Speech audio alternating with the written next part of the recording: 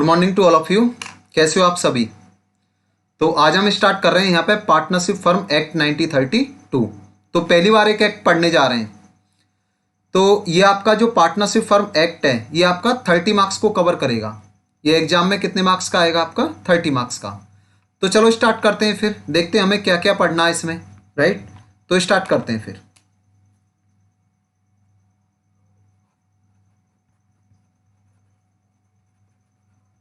Partnership firms act 1932। तो सबसे पहले आपका 30 मार्क्स को कवर करता है एग्जाम में। तो हमें पढ़ना क्या क्या है इसमें, देखो इधर क्या क्या पढ़ना है इसमें आपको। इसमें पढ़ना है आपको सबसे पहले fundamentals,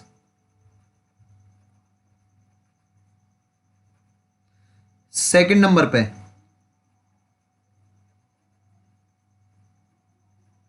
evaluation of goodwill, number third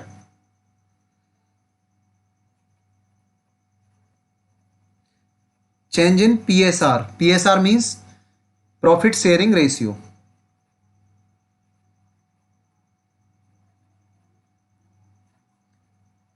profit sharing ratio. Number fourth पे पढ़ना है इसमें आपको admission of a partner. Admission of a partner. Number fifth पे retirement oblique death of a partner. और लास्ट है आपका number 6 dissolution of a partnership firm. Of a partnership firm, right. तो ये आपका तो पार्टनरशिप फर्म एक्ट 1932 में क्या क्या पढ़ना है आपको। फंडामेंटल्स पढ़ना है, वैल्यूएशन ऑफ गुडविल पढ़नी है, change in PSR, admission of a partner, retirement oblique death of a partner और dissolution of a partnership firm. तो सबकी अकाउंटिंग करेंगे हम, राइट। सबकी अकाउंटिंग कि वैल्यूएशन कैसे करना है फर्म्स का, उसकी अकाउंटिंग कैसे करनी है, चेंज इन पीएसआर रेशियो क्या है, जब फर्म में कोई पार्टनर एडमिशन लेगा तो उसका ट्रीटमेंट कैसे करेंगे हम, क्या अकाउंटिंग होगी उसकी, तो वो भी करेंगे। जब किसी पार्टनर की डेथ हो जाती है, कोई पार्टनर रिटायरमेंट लेता है फर्म से, तो उसकी अकाउंटिंग कैसे करेंगे। और जब फर्म को बंद कर दिया जाता है तो उसकी अकाउंटिंग कैसे करेंगे, राइट। तो आज हम स्टार्ट कर रहे हैं यहाँ पे सबसे पहले आज हम स्टार्ट करेंगे यहाँ पे फंडामेंटल से। तो चलो स्टार्ट करते हैं फिर।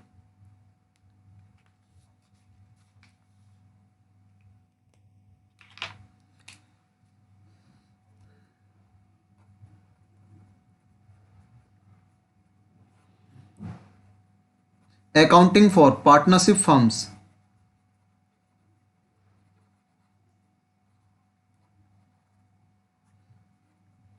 Fundamental, right. तो accounting for partnership firms fundamental. तो फंडामेंटल स्टार्ट कर रहे हैं हम। तो फंडामेंटल में हम सबसे पहले समझते हैं कि पार्टनरशिप होती क्या है, राइट। हम पार्टनरशिप फर्म पढ़ रहे हैं, सबसे पहले ये तो समझ लें कि पार्टनरशिप किसे कहोगे आप। तो स्टार्ट करते हैं फिर। तो मीनिंग देखते हैं यहाँ पे, मीनिंग क्या है पार्टनरशिप का।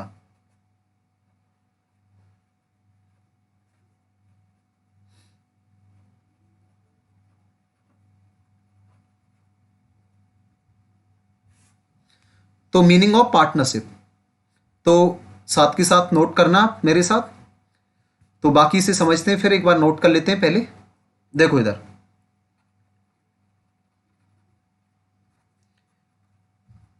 According to section 4 of the Indian partnership act 1932।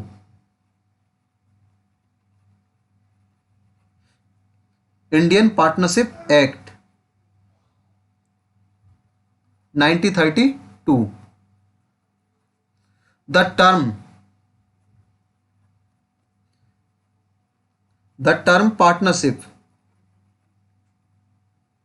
term partnership is the relation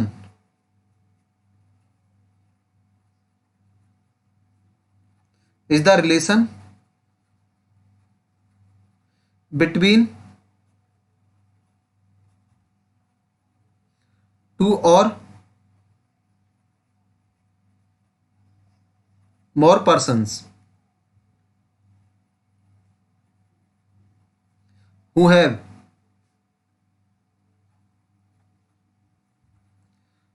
agreed to share the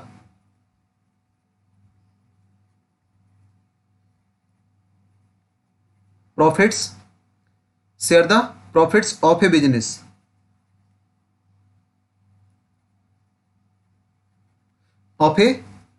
business right, carried on by all or any of them acting for all, right. तो देखो यहां पे, तो इसे कहेंगे partnership. जो ये condition पूरी करेगा हम वो कहेंगे कि वो पार्टनरशिप है, अदरवाइज वो पार्टनरशिप नहीं है। फॉर एग्जाम्पल, तो पढ़ते हैं इसे पहले हम, उसके बाद हम एग्जाम्पल लेंगे। तो मीनिंग ऑफ पार्टनरशिप, तो according to section 4 of the Indian partnership act 1932 the term partnership is the relation, सबसे पहले रिलेशन होनी चाहिए पार्टनर्स के बीच में, रिलेशन बिटवीन टू और मोर पर्सन्स, राइट, समझ रहे हो आप। तो यहां पे लिमिट दी है, मिनिमम कितने पार्टनर होने चाहिए फर्म में, राइट। अगर किसी फर्म में एक पार्टनर है तो क्या उसे पार्टनरशिप बोलोगे? नहीं। तो यहां पे लिमिट लगा दी कि कम से कम 2 पार्टनर होने चाहिए। अच्छा, मैक्सिमम कितने, मोर पर्सन कितने, तो इसके लिए रूल्स है आपका 2014 जिसमें लिमिट दी है 50 पार्टनर की, राइट। अब मेरे को ये बताओ, अगर किसी फर्म में, किसी बिजनेस में 51 पार्टनर हैं तो क्या आप उसे पार्टनरशिप बोलोगे? बिल्कुल भी नहीं, क्योंकि लिमिट बता दिए कि मिनिमम 2 पार्टनर होने चाहिए और मैक्सिमम कितने, 50 पार्टनर। अगर उससे कम है या उससे ज्यादा है तो पार्टनरशिप नहीं है, राइट। आगे चलते हैं इसके बाद, who have agreed to share the profits, right. और जो बिजनेस से जो प्रॉफिट कमाया है, जो बिजनेस ने प्रॉफिट कमाया वो शेयर होना चाहिए, पार्टनर्स के बीच में शेयर होना चाहिए, तभी वो पार्टनरशिप है। To share the profit of a business carried on by all or any of them acting for all, ये समझ में नहीं आया अभी, तो एक एग्जांपल लेते हैं, समझते हैं इसे। देखो समझते हैं यहां पे, तो एक एग्जांपल लेते हैं, ये लो। तो मेरे को बताओ, ये एक फर्म है,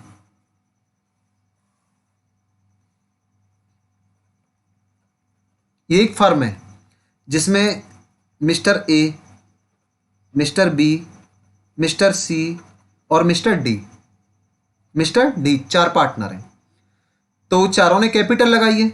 मिस्टर ए ने कितना लगाया, 10 लाख रुपीज, मिस्टर बी ने कितना लगाया, 8 लाख रुपीज, मिस्टर सी ने कितना, 5 लाख, और मिस्टर डी ने कितना, 2 लाख रुपीज। तो ये कैपिटल लगाइए, राइट। तो मिस्टर ए ने क्या कहा, मिस्टर ए ने कहा देखो मेरे पास टाइम नहीं है, मैं केवल पैसा लगा रहा हूं बिजनेस में, बिजनेस आप ही तीनों को चलाना है, आप ही को चलाना है, राइट। तो क्या ये पार्टनरशिप है या नहीं है, बताओ। आप कहोगे सर ये कैसे पार्टनरशिप हुई? पार्टनरशिप का मतलब तो ये है कि सभी कैपिटल लगाएंगे, सभी बिजनेस को चलाएंगे।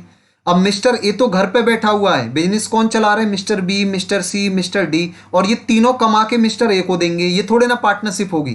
तो जरा डेफिनेशन देखते हैं पार्टनरशिप की। देखो क्या लिखा हुआ है, पढ़ो इसमें क्या लिखा हुआ है। इसमें क्या लिखा हुआ है, Who have agreed to share the profit of a business carried on by all, या तो वो सभी लोग वो बिजनेस चलाएं तब भी पार्टनरशिप है, और any of them या फिर उनमें से कुछ तब भी वो पार्टनरशिप है, राइट। तो कोई जरूरी नहीं है कि सभी को बिजनेस चलाना है। यहाँ पे मिस्टर ए केवल पैसा लगा रहा है और आराम से घर पे बैठा हुआ है, बिजनेस कौन चला रहे हैं, मिस्टर बी, मिस्टर सी, मिस्टर डी। और जो फर्म प्रॉफिट कमाती है, राइट, उस प्रॉफिट को ये डिस्ट्रीब्यूट करते हैं, सभी लोग डिस्ट्रीब्यूट करते हैं, राइट, सभी लोग बांटते हैं उस प्रॉफिट को। तो ये फर्म, तो ये क्या है, ये पार्टनरशिप है, राइट, ये पार्टनरशिप है। अच्छा मेरे को ये बताओ, आपने देखा होगा पार्टनरशिप में, अभी आएगी आगे, अभी हम करेंगे आगे, उसमें देखना कि एक पार्टनर को तो फर्म सैलरी दे रही है लेकिन दूसरे पार्टनर को सैलरी नहीं दे रही। उसकी वजह क्या है? उसकी वजह यही है ये जो मिस्टर ए है इसे क्या बोलेंगे हम, इसे बोलेंगे हम यहां पे स्लीपिंग पार्टनर है।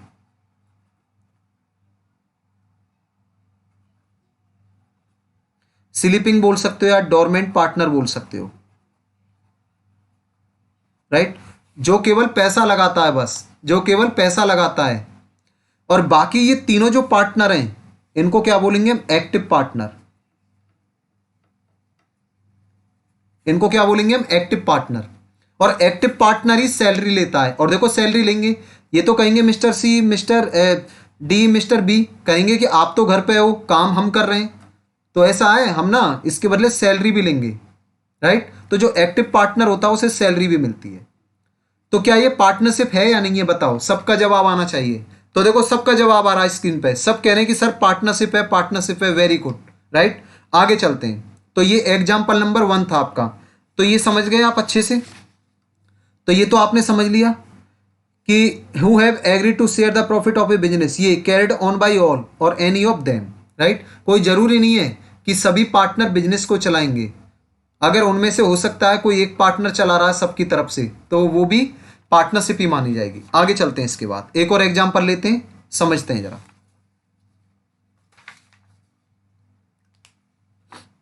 एक और एग्जांपल लेते हैं, ये लो, मेरे को बताओ, ये मिस्टर ए है,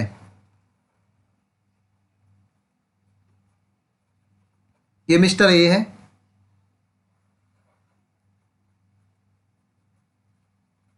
ये मिस्टर बी है, राइट। दोनों ने मिलके एक बिजनेस किया, दोनों ने कैपिटल लगाई, एक बिजनेस किया। कब स्टार्ट किया इन्होंने बिजनेस, 1 अप्रैल 2020। और इनको बिजनेस करते हुए 1 साल हो गया, डेट आ गई 31 मार्च 2021। और इनके बिजनेस ने प्रॉफिट कमाया है, इनके बिजनेस ने प्रॉफिट कमाया है 4 लाख रुपीज का, राइट। और आपको पता है ये 4 लाख रुपीज का प्रॉफिट सारा का सारा मिस्टर ए ने ले लिया। किसने ले लिया, मिस्टर ए ने ले लिया। और ए ने क्या किया, मिस्टर बी को सैलरी दी है, सैलरी दी है, सैलरी। क्या ये पार्टनरशिप है या नहीं है, बताओ मेरे को, रिप्लाई करो एक बार। क्या इसे आप पार्टनरशिप बोलोगे, नहीं सर, क्यों नहीं बोलोगे, आओ जरा डेफिनेशन पे क्या लिखा हुआ देखो। सबसे पहली बात, पार्टनर्स के बीच में एक रिलेशन होनी चाहिए, 2 या मोर पर्सन होने चाहिए, who have agree to share the profit. पढ़ो इसे, who have agree to share the profit, right. जो बिजनेस ने प्रॉफिट कमाया है वो शेयर होना चाहिए। क्या यहां पे शेयर हो रहा है इस एग्जांपल में, बताओ मेरे को, क्या इस एग्जांपल में प्रॉफिट शेयर हो रहा है, या सारा का सारा प्रॉफिट एक पार्टनर ने रख लिया है, मिस्टर ए ने, और मिस्टर ए बी को सैलरी दे रहा है। तो क्या इसे आप पार्टनरशिप बोलोगे, बिल्कुल भी नहीं, ये पार्टनरशिप नहीं है, राइट, ये पार्टनरशिप नहीं है।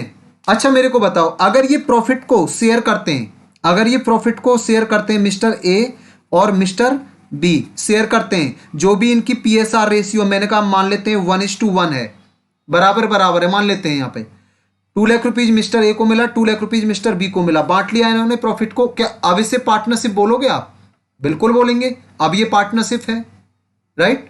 तो आप समझ गए। अब उसके बाद आगे चलते हैं, ये तो क्लियर हो गया आपका। इसके बाद आगे चलते हैं, अब हम बात करेंगे यहाँ पे किसकी, अब हम बात करेंगे यहाँ पे, देखो इसमें लिखा हुआ है कि पार्टनरशिप के लिए कम से कम 2 पर्सन और अधिक से अधिक कितने, मैक्सिमम 50%, राइट, कितने, 50%। अब हम पर्सन्स की बात करते हैं यहाँ पे, पर्सन्स की, राइट। तो देखो इधर आपको पता है कि पार्टनरशिप फर्म का रजिस्ट्रेशन मैंडेटरी नहीं है, वॉलंटरी है, राइट। आप चाहो तो रजिस्ट्रेशन करा सकते हो फर्म का, और अगर आप नहीं चाहो तो नहीं कराओ, कोई प्रॉब्लम नहीं है। लेकिन अगर आपने डिसाइड कर लिया है, आपने डिसाइड कर लिया है कि हमें फर्म का रजिस्ट्रेशन कराना है, तो आपको पता है उसके लिए क्या करना होता है, पार्टनर्स के बीच में एक कॉन्ट्रैक्ट होता है, पार्टनर्स के बीच में एक कॉन्ट्रैक्ट साइन होता है, राइट, जिसे बोलते हैं पार्टनरशिप डीड। अब ये कॉन्ट्रैक्ट साइन कौन करेगा, जो वैलिड पर्सन होगा, राइट। क्या कोई इनवैलिड पर्सन भी पार्टनरशिप फर्म में पार्टनर बन सकता है, बताओ मेरे को। जब फर्म का वो रजिस्ट्रेशन कर रहे हैं तो क्या आपको पता है कॉन्टैक्ट होगा, तो कॉन्टैक्ट के लिए क्या होना चाहिए, वैलिड पर्सन, वैलिड पर्सन। तो क्या अगर कोई इनवैलिड पर्सन है, राइट, तो क्या फर्म का रजिस्ट्रेशन होगा, बिल्कुल भी नहीं होगा। तो जरा देखते हैं, एग्जांपल लेते हैं यहाँ पे, पर्सन का एग्जांपल लेते हैं कि किसे आप वैलिड पर्सन बोलोगे और किसे आप इनवैलिड पर्सन बोलोगे। तो देखो इधर एक एग्जांपल लेते हैं यहां पे, मेरे को बताना आप।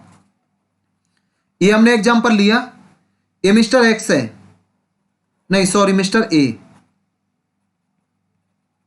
ये मिस्टर ए है, ये मिस्टर बी है, और ये मिस्टर सी है, राइट। ये तीनों एक फर्म का रजिस्ट्रेशन करना चाहते हैं, ये फर्म बनाना चाहते हैं। तो अभी तो केवल इतनी इंफॉर्मेशन है, अभी कहोगे सर बना लेंगे कोई प्रॉब्लम नहीं है, अभी थोड़े ना हमें पता चला है कि कौन इनवैलिड पर्सन है, अभी तो लगता है कि सभी वैलिड पर्सन है। अब मैं कुछ इंफॉर्मेशन देता हूं आपको इनके बारे में, तब मेरे को बताना।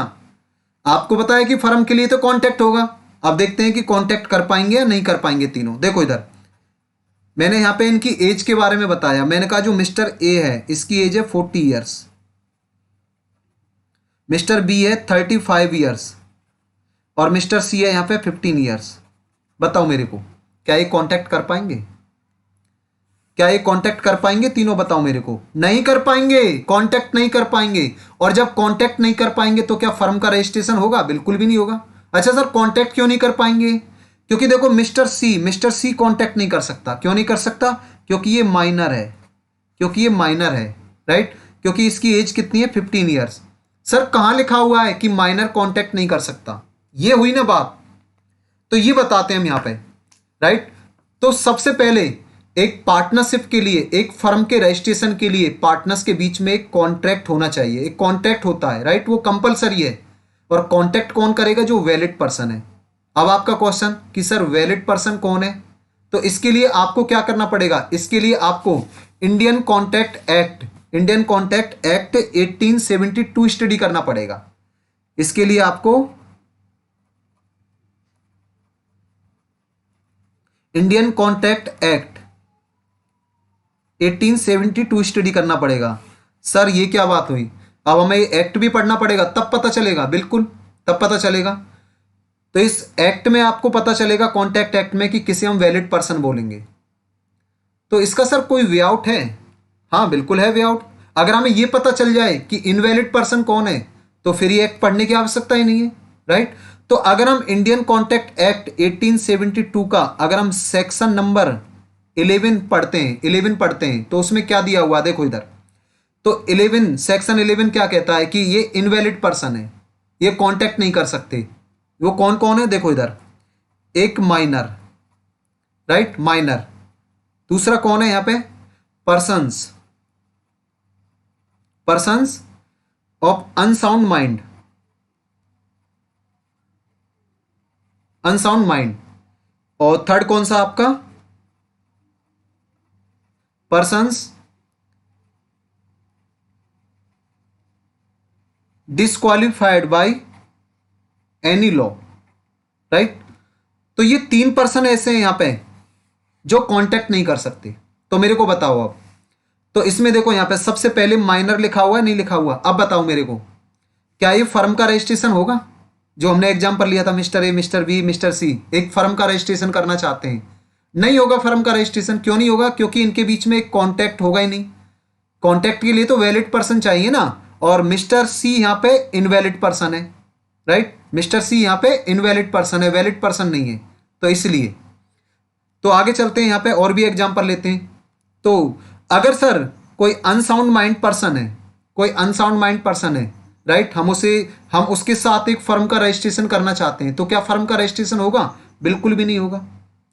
लेकिन person disqualified by any law, इसे किसे बोलेंगे सर?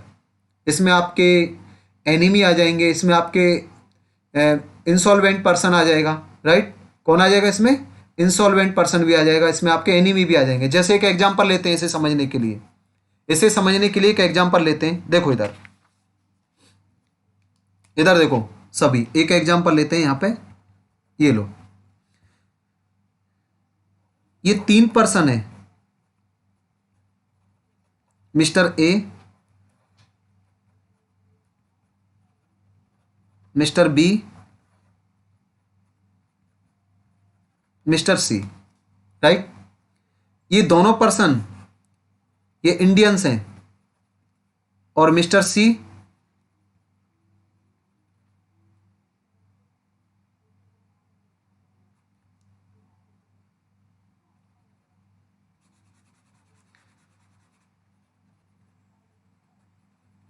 राइट। तो ये तो इंडियंस हैं। ये मिस्टर सी कहाँ से बिलोंग करता है? पाकिस्तान से। तो बताओ ये एक फर्म का रजिस्ट्रेशन करना चाहते हैं, क्या ये फर्म बना पाएंगे? बताओ मेरे को, बताओ मेरे को, क्या ये वैलिड पर्सन माने जाएंगे कॉन्टैक्ट के लिए? बिल्कुल भी नहीं माने जाएंगे। ये दोनों तो वैलिड पर्सन है आपके, ये तो वैलिड हैं। क्या सी वैलिड पर्सन है? नो, ये इनवैलिड पर्सन है। क्यों इनवैलिड? क्योंकि ये पाकिस्तान से बिलोंग करता है और आपको पता है कि पाकिस्तान के साथ हमारे रिलेशन अच्छे नहीं है, राइट। तो अगर कोई कंट्री ऐसा है जिसके साथ हमारे रिलेशन अच्छे नहीं है, तो क्या उसके साथ हम कोई पार्टनरशिप बना सकते हैं? बिल्कुल भी नहीं बना सकते, क्योंकि ये डिस्क्वालिफाइड बाय लॉ है, राइट। डिस्क्वालिफाइड बाय लॉ है। तो अगर सर ये पाकिस्तान की जगह अगर हम ये कहते कि ये यूएसए का पर्सन है, तो क्या फिर ये वैलिड होता? बिल्कुल होता। फिर आप फर्म बना सकते थे, कोई प्रॉब्लम नहीं है, राइट। तो अगर कोई ऐसा कंट्री है जो हमारा एनिमी है, जिसके साथ हमारे रिलेशन अच्छे नहीं है, तो ध्यान रखना वो डिस्क्वालिफाइड बाय लॉ है, वो पर्सन डिस्क्वालिफाइड बाय लॉ है। तो उसके साथ आप कोई पार्टनरशिप नहीं कर सकते। आया समझ में? नहीं आया? बताओ मेरे को। क्लियर है? बिल्कुल क्लियर हो गया सर। आगे चलते हैं इसके बाद। क्लियर हो गया तो अब हम आते हैं यहाँ पे डेफिनेशन पे। आप समझ में आएगा आपके अच्छे से। तो देखो इधर, तो हमने कहा था यहाँ पे according to section 4 of the Indian partnership act 1932 the terms partnership. अभी तो हम पार्टनरशिप को समझने की कोशिश कर रहे हैं कि किसे आप पार्टनरशिप बोलोगे। तो पार्टनरशिप का मतलब क्या है? रिलेशन होना चाहिए टू और मोर पर्सन के बीच में, राइट। रिलेशन होना चाहिए।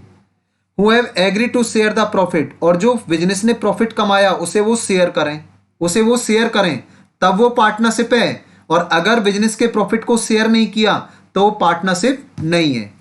आगे चलते हैं इसके बाद। क्या सर सभी लोग जो पार्टनर है सभी बिजनेस करेंगे?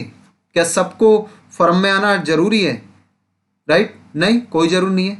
अगर मान लेते हैं 4 पार्टनर हैं, एक पार्टनर घर पे बैठा हुआ, 3 पार्टनर काम कर रहे हैं, तब भी वो फर्म है, क्योंकि लिखा हुआ देख लो, आप पढ़ो। कैरिड ऑन बाय ऑल, या तो वो सभी बिजनेस चलाएं, या फिर एनी ऑफ देम, या फिर उनमें से कुछ, एक्टिंग फॉर ऑल, उनकी तरफ से, राइट। तो वो भी आपकी फर्म होगी, वो भी आपकी पार्टनरशिप होगी। आगे चलते हैं इसके बाद। लेकिन ये समझ में नहीं आया सर रिलेशन बिटवीन क्या होता है? रिलेशन बिटवीन, देखो इसका भी एक एग्जांपल लेते हैं, इसका भी एक एग्जांपल लेते हैं। देखो इधर एक एग्जांपल लेते हैं इसका भी। आपने HUF का नाम सुना है, हिंदू अनडिवाइडेड फैमिली। तो ये एक मिस्टर एक्स है जो कि एक HUF है, राइट। ये करता कौन होता है? जो सीनियर सिटीजन होता है, जो सीनियर सिटीजन होता है, जिसके हाथ में पावर होती है। तो मिस्टर ए एक बिजनेस चला रहा है, राइट। अब मिस्टर एक्स है, अब मिस्टर एक्स की डेथ के बाद, अब मिस्टर एक्स के 2 सन हैं, मिस्टर ए और मिस्टर बी, राइट। तो ये बताओ मिस्टर एक्स की डेथ के बाद ये बिजनेस कौन चलाएंगे? अब मिस्टर ए और मिस्टर बी, क्या इनके बीच में कोई कॉन्टैक्ट होगा? नहीं होगा, राइट, वो नहीं होगा। ये जो बिजनेस, अब ये कैसे बिजनेस के ओनर हो गए? ये तो केवल HUF में अगर किसी पर्सन का बर्थ होता है, राइट, बर्थ होता है, तो उसी के साथ वो बिजनेस, उसे तो ये समझो कि फ्री में मिल गया। अब मिस्टर ए और मिस्टर बी की डेथ के बाद मान लेते हैं इनके भी आगे सन, इनके भी मान लेते हैं यहाँ पे mister P, mister Q, mister R, mister S. अब इन दोनों की डेथ हो जाती है, तो बिजनेस कौन करेंगे? ये चारों लोग बिजनेस करेंगे। बताओ मेरे को, क्या इनके बीच में कोई कांटेक्ट हुआ? और आपको पता है ये तो मैंडेटरी है कि मिस्टर एक्स के बाद mister A, mister B business करेंगे। इन दोनों की डेथ के बाद mister P, mister Q, mister R, mister S business करेंगे। लेकिन आपको पता है पार्टनरशिप क्या है? वो मैंडेटरी नहीं है, वो वॉलंटरी है, राइट। और उनके बीच में एक रिलेशन होता है, एक कॉन्टैक्ट साइन होता है। क्या इनके बीच में कोई कॉन्टैक्ट साइन होगा? No, right. तो कैसी लगी आपको क्लास? तो देखो आज हमने यहां पे समझा, आज हमने यहां पे पार्टनरशिप को समझा, राइट। तो हमारी जितनी भी क्लासेस होंगी वो कॉन्सेप्ट बेस होंगी, क्योंकि हमारा टारगेट होता है कि हमारे जो स्टूडेंट हैं वो 100 में से 100 लेके आए, और ऐसा ही हो रहा है, राइट। तो अगर आप चाहते हो कि आपके भी 100 में से 100 आए, आपके सारे कॉन्सेप्ट क्लियर हों, आप देखो आप एक कॉमर्स लाइन में हो, तो सीधी सी बात है कि आप भी CA, CMA, CS कोई प्रोफेशनल कोर्स करोगे। तो जब आपका बेस स्ट्रांग होगा, जब सारी चीज़ें आपको पता है, तभी आप अच्छे से आप प्रोफेशनल कोर्स भी कर पाओगे, कोई प्रॉब्लम नहीं आएगी आपको आगे चल के। और अगर आपका अभी बेस बिगड़ गया, अभी आपकी कॉन्सेप्ट क्लियर नहीं है, तो आगे चल के बहुत बड़ी प्रॉब्लम आने वाली है, राइट। तो देखो इधर, तो वीबी एजुकेशन हब,